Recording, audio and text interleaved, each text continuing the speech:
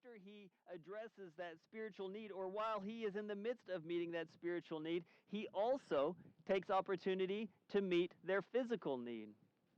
And I think there are two things that we can see inside of this. One, we talked earlier about what it means to give in a way that's not necessarily limited to my own.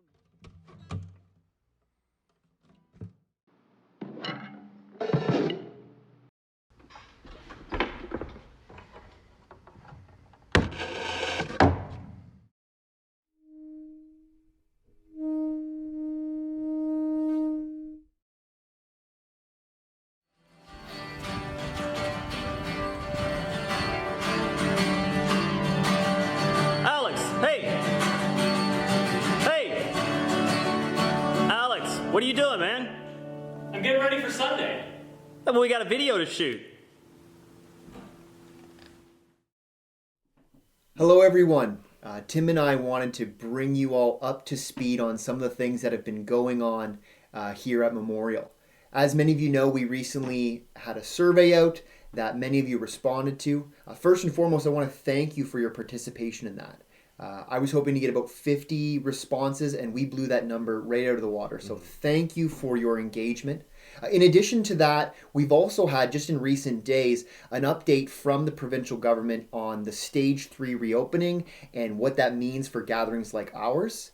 And there have been ongoing conversations with our local health unit. And so all of those things together mean we're working towards a new plan. And so what does that kind of look like, Tim? Yeah, so we try to anticipate these things. We want to stay on top of what's going on and what might come next. It's been pretty predictable, but at the same time, it's a whole lot of making it up as we go. Right? Always being ready to sort of put out a general idea that might have specifics change. So even the plan that we're talking about today, we want to be really clear. We're talking about trying things out for 2 weeks. Right. And seeing how that goes. Seeing what sort of changes the government might make, the HPHA might make, how people respond to it here at the church, and making adjustments. Sure. So all that we have to offer, we think, is best plan. It's been busy here, Yeah. getting this crunched out. Yeah. But it's all subject to change. Yeah. And we'll revisit it constantly as we go. Yeah. So one of the things that we got that came through loud and clear in the survey was the discussion around Sunday mornings. For many people, that being an important time for them or a convenient time for them. So what are we looking at moving forward for Sunday mornings? Yeah, Sunday morning took a big hit when we went into stage 2. We never were really interested in doing the live stream while we were in quarantine. Right. The issue with that came with the internet that's available to the church. It's just really poor. It is. Even streaming a video sometimes is just not possible. A simple YouTube video. And so to live stream would have just given a horrific feed to everyone. So we went with the pre-recordings. When we moved into stage 2 and started meeting outside, that meant that those recordings were coming late. We understood that was not a best scenario, but it was what we had available to us. But we feel like with stage 3, there's an opportunity to open up Sunday mornings in a different way. Great. And so this is what that's going to look like. We're going to have in-person Sunday morning meetings. And we're going to do these inside. Okay. We have an indoor plan. There's a video out for what to expect with an indoor plan that you and I shot last week. One addition to that is now that we're in stage 3, we are able to do some limited musical element. Okay. So there will be some music. It won't be congregational singing. I think people need to know that ahead of time. Right. And there will be a need for masks. Now, that comes with its own sort of caveats. Okay. Right? We are going to ask people to wear masks. If you're not able to wear a mask, you're not going to be looked down on and you're not going to be turned away. Right. The HPHA has asked us to be flexible with that. Right. Even though it's their regulation. They've asked us to be flexible with that. Children under the age of 2 are asked not to wear masks. Yeah. So if you have a toddler and you think the indoor Sunday morning service is your best option, but you're concerned about how that will affect a toddler in a mask, they're not being asked to wear one. And so we are asking people to wear masks, but we're also being very understanding that that's not something that everyone is going to be able to do. Right. We're pretty limited on our numbers. That's true. Indoor gatherings are limited to 50 people. They have to be socially distanced. We can't get close to 50 people socially distanced in our sanctuary. So we're looking probably closer to 30 people. And that's what we've got set up for. So there is going to be a need for online registration for the Sunday morning service. Now, that is going to be the service that we record and put out. The question is, how exactly is it going to be put out? It's really going to come down to one of two options, and we're still working on this feverishly. We have been for a couple of weeks, but really cranking that up now. It could be that we record it and have it out by Sunday afternoon. That might be the best we can do. It could be that we're able to live stream by sort of gluing a couple of things together that will give us a reasonable quality of live stream. So that's something that we're still working on. People need to stay tuned and find out exactly how those videos are going to be coming to them and what's available there. No, that's great. That's great. And so we've talked about what we're going to be doing Sunday morning and how that's going to look like. But there are also some changes that are coming to our evening service, the outdoor service. So what is that going to look like? Right. So the Sunday evening, we've been doing two services that have required registration. We're going to go to one service because with Stage 3, we're able to gather as many as 100 people in an outdoor thing. That means we're going to be well under our numbers, given that we have people who aren't comfortable coming out, given that we have a number of people that will be going to the Sunday morning service. There's going to be lots of place, so we're not even going to ask people to register for the Sunday evening. If we start getting into the 80s and 90s of people, we might have to revisit that. At this point, we feel pretty comfortable with it. So we're going to go to one service, the 6 o'clock service, with no need for registration. That's one of the things that is going to be a change.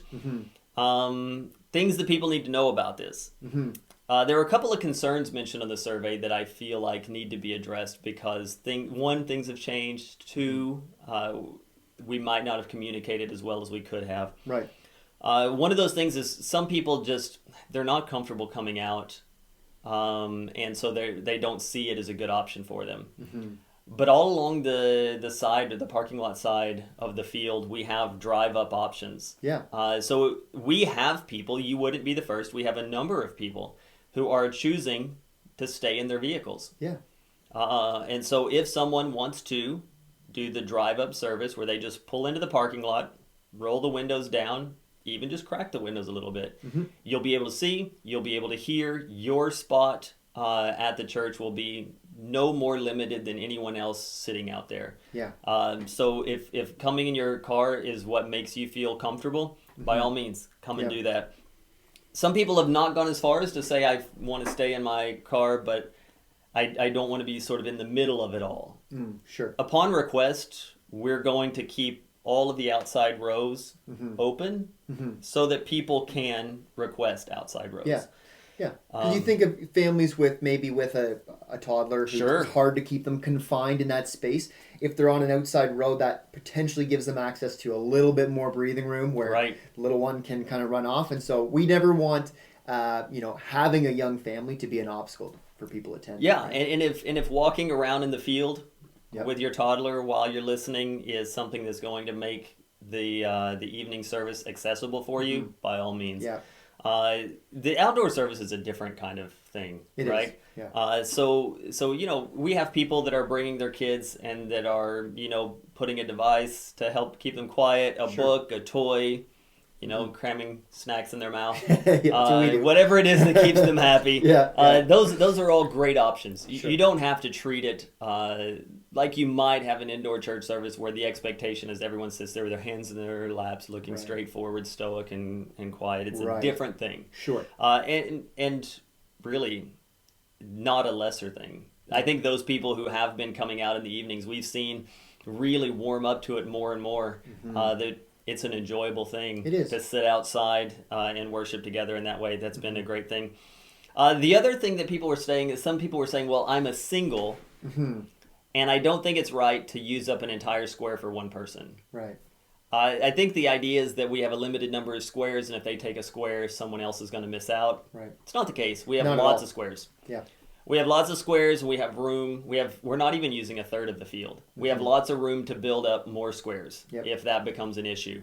And so don't let that be something that turns you away. In the beginning, we said that every square had to be a household. Right. The squares are easily large enough for a family, right? You don't have to be afraid like, oh, well, we're a family of 4 or 5, whatever. My family fits in a square. Right. And so the squares are big enough for that. But it doesn't have to be a family anymore. Now that the province has opened up this idea of a 10-person bubble, if you're a single or a couple and there's another someone in your 10-person bubble that wants to come and sit with you, by all means, Yep. share the square. Yeah. And that's going to be something that's available for everyone. Fellowship. Yeah. This is something that was brought up a lot in the survey. Right. People had this sense that if they were to come out to the evening service, there was zero opportunity for them to interact with other people. But as we've seen, that hasn't been the case. Of course, it's limited, right? Mm-hmm. There's not a mingling, there's not a shaking of hands, but wherever you're placed, you're within conversation distance of a number of other people, and people have been taking opportunities for that to interact, to have fellowship. So it's not this this scenario where people have to come and be in absolute silence and not acknowledge the existence of Right. anyone else. That's certainly not what we're doing. Yeah, I think the way I would word it is to say we're being responsible but not rigid. Yeah. Right? And so the trick to it is the earlier you come, the more opportunity you have to talk to people around you. Right. Right? If you show up at time to start, you're going to be the last one there. You didn't get a chance to talk to anyone before. You're also going to be the first one dismissed. And so you might feel that lacking. Come a little bit earlier. Yeah. And you're going to be surrounded by more people. Yep. And you're going to have time before and after to do just some basic chit-chat kind of stuff. Yeah. It's not going to be a full-on coffee time, big, long conversations. We understand that. But this is what we have at the moment. And with stage 3 opening up, that sort of thing is going to relax, I think, more and more. Right. But maybe we gave the impression at the beginning of it all that things were more rigid than they actually were. And while we were feeling things out, I think that was a healthy place for us to err on. Sure. But we're seeing more and more as society opens up where we can also open up. And you're right, people have been taking that opportunity to chat, and it's been really good. Now, there's one big change that's coming to the evening services, apart from the stuff that we've already mentioned, that I know a number of people are going to be pretty excited about. Yeah, so we mentioned a limited musical element for the Sunday morning indoor. Those limitations are going to be relaxed for the outdoor in that we are going to have an opportunity to sing. Yeah. We're going to sing a limited number of songs. We're going to encourage whatever that means as far as level of encouragement. People who want to wear a mask because they feel safer in that singing environment doing that. That's going to be something that we're open about. But for the outdoor service, we are going to have some music. We're going to have the opportunity to sing together. I know a number of people were waiting for that. That's something that we've been waiting on. Yeah. But that's going to be there starting this week. Thus the teaser with Alex at the beginning, opening of the video. Yeah. So we've talked about kind of these two different things: the morning service and what we're doing there, and the outdoor service and how we're kind of shifting that. And I mean, this kind of came out of us obviously adapting to the changing news from the provincial and local level, but also in response to a lot of different feedback from the survey, right? And what we kind of saw as we were analyzing the responses is there are different people wanting different things. Right. There are some people who are wanting some of the things that we're going to be addressing at the early service, and some that are more interested in what we're doing at the late service.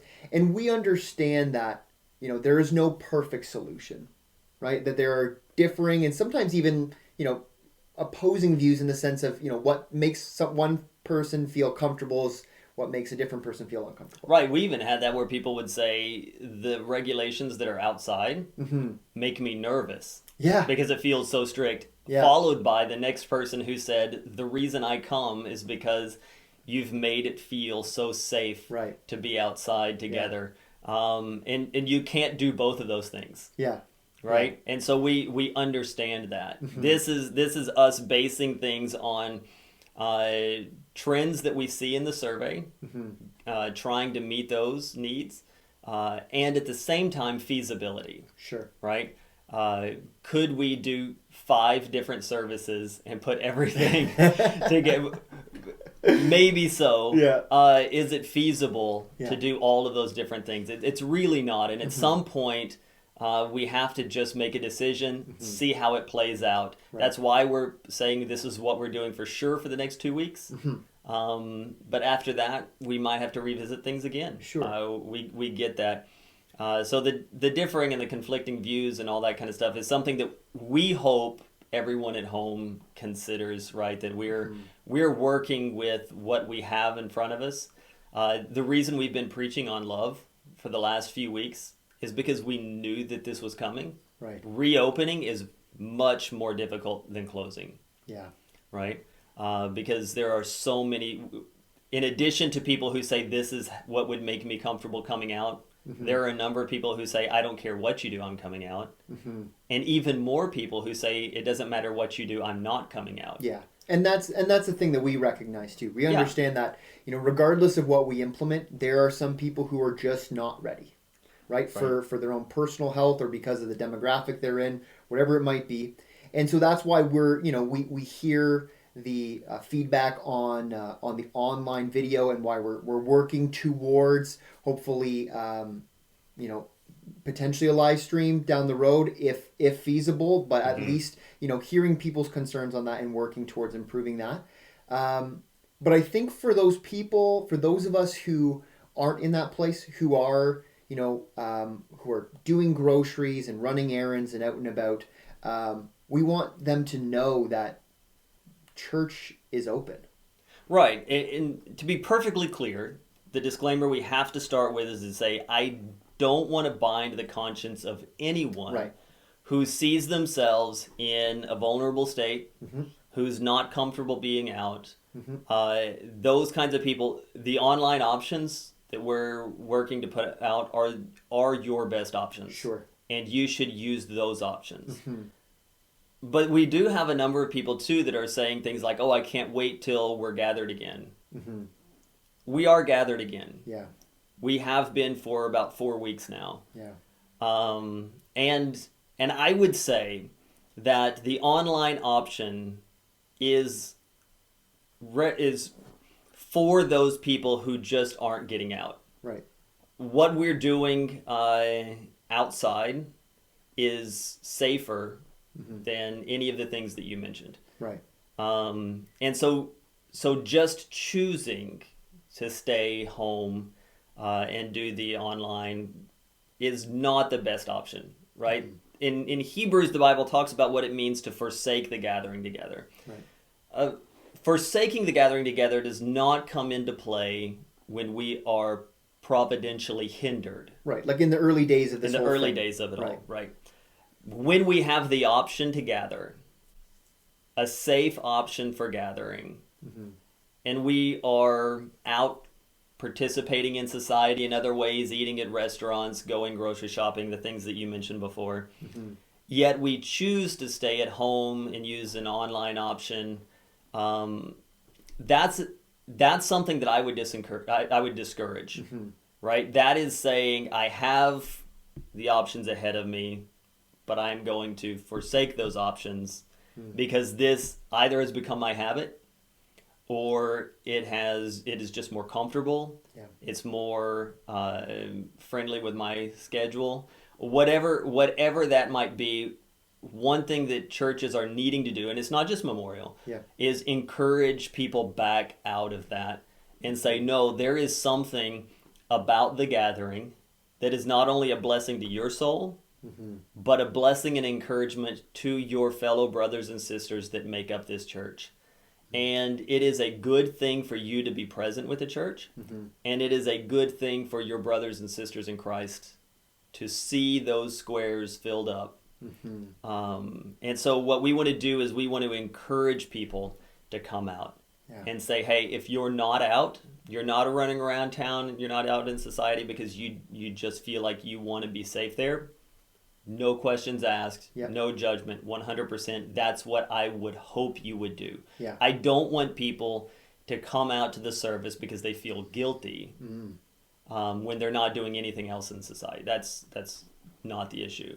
But if you've started going out, we would encourage you to come out. If you can go to Walmart, you can come to church. That's a good way. That's a good way to gauge it, I guess. Right? Yeah. Well, we thank you so much for joining us. We are really excited to implement these new plans. We hope that that they work, but keep in mind, this is all a work in progress. We're doing our utmost to respond to the changes that are going on around us and to your feedback. We're praying for you. We love you, and we look forward to seeing you again soon. Take care, and God bless.